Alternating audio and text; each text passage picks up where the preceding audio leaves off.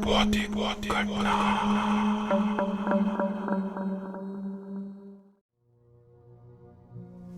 ये घटना 2011 की है, जो कि मेरे और रघु के साथ हुआ था। उस समय मैं एक ट्रक ड्राइवर के तौर पर काम करता था और रघु वो मेरा सहायक हुआ करता था। हम दोनों कई वर्षों से इस काम में थे और ट्रक चलाने का हमारा अनुभव काफी लंबा था। लेकिन उस रात जो हुआ वो ना तो हमने देखा था और ना ही उसके बारे में कभी सुना था। उस घटना के दिन हम NH-44 के हाईवे से होकर आंध्र प्रदेश से बेंगलुरु की ओर जा रहे थे। हमारे ट्रक में चावल की बड़ी खेप थी जिसे हमें समय पर डिलीवर करना था। तब रात के लगभग 11 बज रहे थे और बरसात का मौसम होने की वजह से बाहर हल्का बारिश का माहौल बना हुआ था। उस समय हाईवे पर आमतौर की तरह ही गाड़ियां चल रही थी, पर बारिश की वजह से थोड़ा धीरे। पर उसी दौरान अचानक मुझे वहाँ की ठंडी हवा में एक अजीब सी गंध आने लगी, किसी मरे हुए जानवर की। हालांकि मैंने पहले इसे ये सोचकर नज़रअंदाज किया कि रास्ते में कहीं कोई जानवर मरा होगा, लेकिन लगभग आधे घंटे के सफ़र के बाद भी वो बदबू नहीं गया, जो कि इतना बुरा बदबू था कि उसके वजह से रघु, जो कि अपने सीट पर थक हार के सोया हुआ था, वो नींद से जाग गया। हालांकि उसने मुझसे इस बदबू का वजह पूछा, लेकिन मुझे भी इसका कोई कारण नहीं पता था। जिसके ठीक कुछ ही देर के बाद मैंने सड़क के बीचों बीच एक लड़की को खड़ा देखा, जिसने सफ़ेद कपड़े पहने हुए थे, लेकिन वो फटे पुराने और गंदे थे। और वो लड़की मेरी तरफ ऐसे हाथ हिला रही थी जैसे उसे किसी मदद की ज़रूरत हो, और उसके नज़रों में कुछ ऐसा था जो हमें बेचैन कर रही थी। खैर, मेरे ट्रक के रोकते ही वो लड़की हमारे पास आई और कहने लगी कि उसे पास के एक ढाबे तक जाना है। उस समय हम हाईवे के जिस हिस्से पर थे वहाँ आसपास कोई ढाबा नहीं था, जो कि मैंने उस लड़की से भी कहा, पर वो ये कहते हुए उस ट्रक पर चढ़ गई कि वो ढाबा मेरे रास्ते पर ही पड़ेगा। पर मुझे ये समझ में नहीं आया कि आखिर उस लड़की को ये कैसे पता चला कि मैं कहाँ जा रहा हूँ। पर उस दौरान मैंने इन सबको नज़रअंदाज करके अपने ट्रक को फिर से स्टार्ट किया और आगे बढ़ने लगा। पर न जाने क्यों कुछ दूर जाते ही मुझे भारीपन सा महसूस होने लगा। ऐसा लग रहा था जैसे शरीर में जान ना बची हो, जो कि अजीब तो था। पर तकरीबन 5 किलोमीटर के बाद जब मैंने एक मोड़ लिया, तब अचानक मैंने ऐसा महसूस किया कि ट्रक के अंदर कुछ बदल गया है। वहाँ कुछ तो ऐसा था जिसकी वजह से मुझे बेचैनी होने लगी थी। जिसके ठीक बाद ही मैंने अपने कंधे पर एक हाथ महसूस किया, जो कि रघु का था। लेकिन जब मैंने रघु की तरफ देखा तो वो काफी घबराया हुआ लग रहा था, पर मेरे पूछने पर भी उसने अपने परेशानी का कारण नहीं बताया, क्योंकि शायद वो डर के मारे कुछ कह नहीं पा रहा था। उसने बस मेरी सीट के पीछे बने कैबिन की ओर इशारा किया और वहीं पर एक टूक देखता रहा। पर अब जब मैं ट्रक चला रहा था तो ऐसे में मैं पीछे नहीं देख सकता था, इसलिए मैंने रियरव्यू मिरर से पीछे देखने की कोशिश की। पर जैसे मेरा ध्यान रियरव्यू मिरर पर गया, वैसे ही मेरी सांसें थम गई, क्योंकि वो लड़की ठीक मेरे पीछे बैठी थी। लेकिन अब उसका चेहरा बिल्कुल बदल चुका था। उसकी आंखें अजीब सी थी और उसके होठों पर एक खौफनाक मुस्कान थी, जो उस मुस्कान के साथ मुझे और रघु को ही देख रही थी। उस लड़की का वो रूप इतना भयानक था कि उसे देखकर मेरा शरीर सुन पड़ चुका था। डर के मारे मेरे हाथ पैर कांपने लगे थे और दिल तेजी से धड़कने लगा था।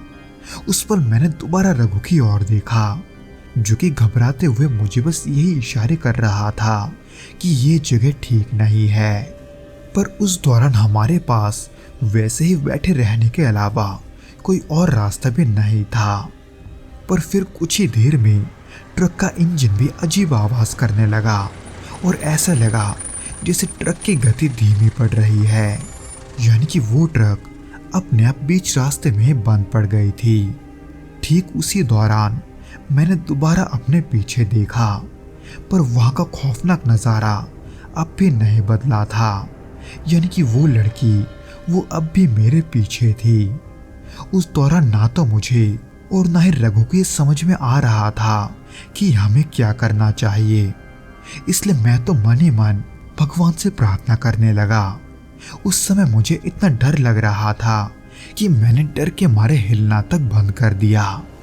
उसी हालत में करीब 15 मिनट तक रहने के बाद मुझे सामने से एक रोशनी आती हुई दिखी, जो कि दूसरे ट्रक की थी, जिसके ड्राइवर ने हमें बीच रास्ते में खड़ा देखकर अपना ट्रक रोका और ये देखने के लिए हमारे पास आया कि हम बीच रास्ते में क्यों रुके हैं। पर उस आदमी के आते ही जब मैंने दोबारा रियरव्यू मिरर में देखा तो वो लड़की वो अब वहां से गायब हो चुकी थी। जिसके बाद ही जब वो आदमी हमारे करीब आया तब हम पसीने से लथपथ थे। पर क्यों, ये हमने उसे नहीं बताया, क्योंकि हमें खुद भी ये नहीं पता था कि अभी हमारे साथ क्या हुआ था और क्यों। उस रात हमने किसी तरह से खुद को संभाला और आगे का सफर तय किया, लेकिन वो घटना आज भी हम दोनों के जहन में जिंदा है।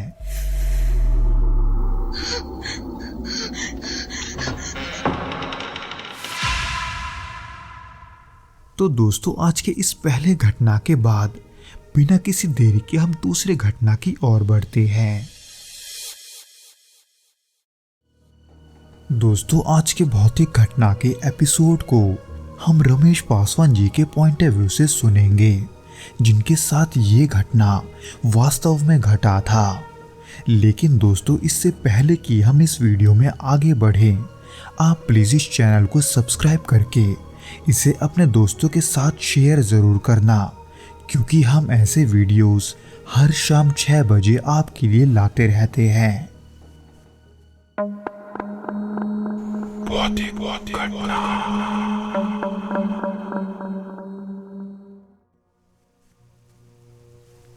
ये 2017 की बात है। दिसंबर का महीना था और ठंड अपने चरम पर थी।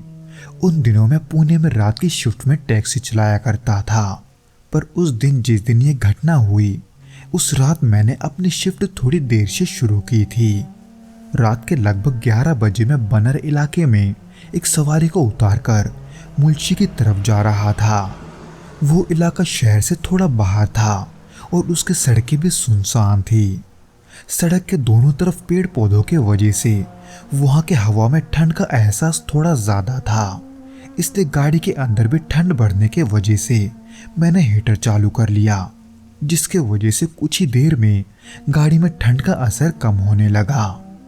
उसी बीच चलते चलते मेरी नजर सड़क के किनारे खड़े एक आदमी पर पड़ी, जो कि मुझे रोकने के लिए हाथ हिला रहा था।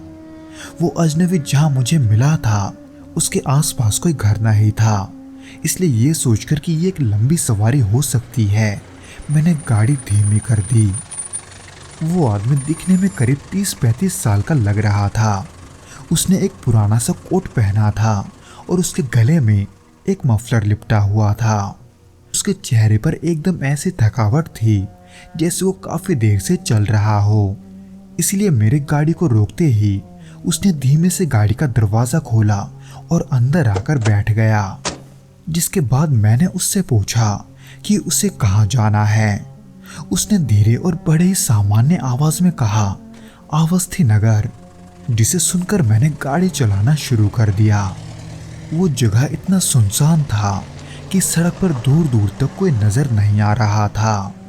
माहौल पूरी तरह से शांत था, सिवाय इंजन की हल्की आवाज के वहां कुछ नहीं था। उसी बीच सवारी को चुपचाप बैठा हुआ देखकर मैंने बातचीत करने की कोशिश की, लेकिन उसने मेरी किसी भी बात का जवाब नहीं दिया। वो बस खिड़की से बाहर देखते हुए चुपचाप बैठा हुआ था। फिर कुछ देर के बाद धीरे धीरे मुझे गाड़ी के अंदर अजीब सा ठंडक महसूस होने लगा, जबकि हीटर अब भी चालू था। ठंड इतनी थी कि गाड़ी के शीशों पर हल्का कोहरा जमना शुरू हो गया था। मैंने वाइपर चलाने की कोशिश की, लेकिन कोहरा हटने के बजाय और गहरा होता गया। और तभी मुझे गाड़ी के अंदर से अजीब आवाज आने लगी, जैसे दो लोग आपस में कुछ फुसफुसा रहे हो। पर क्या, यह मुझे समझ में नहीं आया, क्योंकि गाड़ी के इंजन की आवाज के वजह से वो आवाज दब रहा था। पर इससे पहले कि मैं इस उलझन से निकल पाता, अचानक गाड़ी का रेडियो बिना किसी वजह के चालू हो गया और उसमें अजीब सी गड़गड़ाहट की आवाज सुनाई देने लगी। एकदम अचानक से उस आवाज के निकलने से मेरे शरीर में सिहरन दौड़ गई। मैं समझ नहीं पाया था कि अभी मेरे साथ क्या हुआ। हालांकि ये सब मुझे थोड़ा अजीब तो लग रहा था, पर इन सब के दौरान अपने सवारी को शांत बैठा देखकर मैं भी जैसे तैसे शांत बैठा था। लेकिन उसके कुछ देर के बाद ही उस सवारी ने अचानक गाड़ी रोकने को कहा, एकदम सुनसान रास्ते पर, जहां दूर दूर तक कोई और नहीं था। पर आखिर उसे वहां क्यों उतरना है एक इस तरह के सुनसान रास्ते पर? मैं गाड़ी धीमे करते हुए यही पूछने लगा, लेकिन पहले की तरह ही मुझे कोई जवाब नहीं मिला। इसलिए मैंने फिर से सवाल दोहराते हुए अपने रियरव्यू मिरर में देखा, पर वहां देखते ही मेरे शरीर से मानो रूह निकल गई, क्योंकि तब मैंने गाड़ी को पूरे तरीके से रोका भी नहीं था। पर उसके बावजूद भी मैंने देखा कि वहां कोई नहीं है। अपने आंखों पर विश्वास न होने की वजह से मैं जल्दी से पीछे मुड़ा, लेकिन वाकई में वहां कोई नहीं था। यहाँ तक कि मैंने हिम्मत जुटाकर गाड़ी से बाहर देखा, लेकिन सड़क पर भी कोई नहीं था। चारों तरफ बस अंधेरा और सन्नाटा था। और उसी बीच पता नहीं कैसे बिना हवा के पास के पेड़ों पर पत्तियां खुद ब खुद हिलने लगी थी। ऐसा लग रहा था जैसे उन्हें कोई जानबूझकर हिला रहा हो। ये सब देखकर मानो मेरा पूरा शरीर सुन पड़ गया था। मेरे दिल की धड़कन इतनी तेज हो गई थी कि मैं अपने धड़कनों के आवाज को ही सुन पा रहा था। कुछ देर तक तो मैं वही बैठा यही सोचता रहा कि ये सब क्या वाकई में हुआ है कि ये सब मेरा वहम था। पर गाड़ी में अब भी मौजूद ठंड के वजह से ये सब मैं यकीन से कह सकता था कि वो सब मेरे साथ वाकई में हुआ है। इसलिए वहां और रहना ठीक ना समझकर मैंने जैसे तैसे गाड़ी को फिर से स्टार्ट किया और वहां से जितना जल्दी हो सके निकल गया। उसके 2-4 दिन बाद मैं इत्तेफाक से उसी रास्ते से वापस कहीं जा रहा था। वो दिन का समय था और ये वही जगह था जहां से वो आदमी गायब हुआ था। पर वो जगह दिखने में एकदम साधारण था, यानी कि उस जगह को देखकर कोई ये नहीं कह सकता कि वहां कुछ ऐसा भी हुआ था। लेकिन मन में उठने वाले सवालों ने मुझे चैन से बैठने नहीं दिया। इसलिए एक दिन मौका पाकर मैं उस पते पर पहुंचा, यानी कि अवस्थी नगर, जहां वो आदमी उतरने वाला था। पर वहां पहुंचकर जब मैंने वहां के लोगों से पूछा तो पता चला कि वो घर सालों से खाली पड़ा है और वहां रहने वालों की किसी दुर्घटना के वजह से सालों पहले मौत हो चुकी है। उस रात के पहले मैंने कभी नहीं सोचा था कि मेरे साथ ऐसा कुछ भी हो सकता है। आज भी जब मैं उस घटना के बारे में सोचता हूँ तो मुझे एक अजीब सी बेचैनी घेर लेती है। उस घटना के कई सारे ऐसे चीज हैं जिसे मैं आज भी नहीं समझ पाया, पर वो घटना आज भी मेरे जहन में जिंदा है।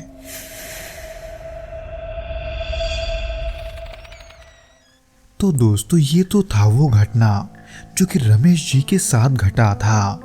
उम्मीद करता हूँ कि आपको ये वीडियो पसंद आया होगा, और अगर आया हो तो प्लीज़ इस वीडियो को लाइक करके इसे अपने दोस्तों के साथ शेयर ज़रूर करना और हमें कमेंट करके ज़रूर बताना कि आपको ये वीडियो कैसा लगा।